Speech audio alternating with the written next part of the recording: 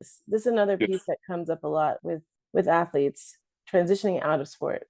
But Oh. you had a shift from athlete to coach. Hmm. So I want to know, what's the biggest mental shift that you had to make when you're moving from being the competitive athlete to coaching elite athletes? And for athletes that are navigating career transitions in general, what advice do you have for them? Well, let's start off with the advice. Okay. The advice I would have for an athlete is at the peak of your career and your success, at the peak, the next stage of the peak is the other side of the peak where you come down from those high achieving moments, levels. Yes. It is at that time that you start to look for opportunities and a future. Yes. Because if you're very, very successful, people will come and present you choices.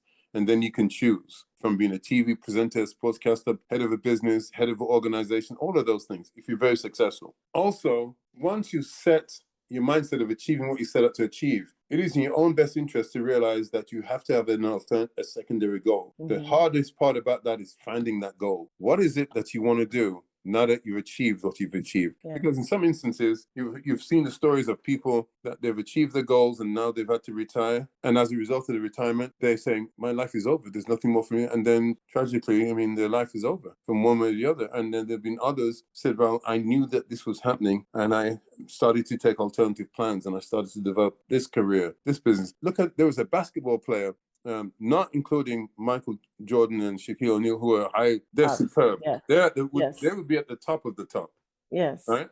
But there's another basketball player, and he quietly started a business in the auto industry, and he branched out into other areas, and he's worth as much money, worth more money than his entire basketball career. But he knew methodically that he had at his peak, and he started looking for an additional career. And he found this as a career and he became an entrepreneur. Turns out that he was an entrepreneur and he's made his career something fantastic. He's blossomed. And what he's done is it sets an example for others to follow.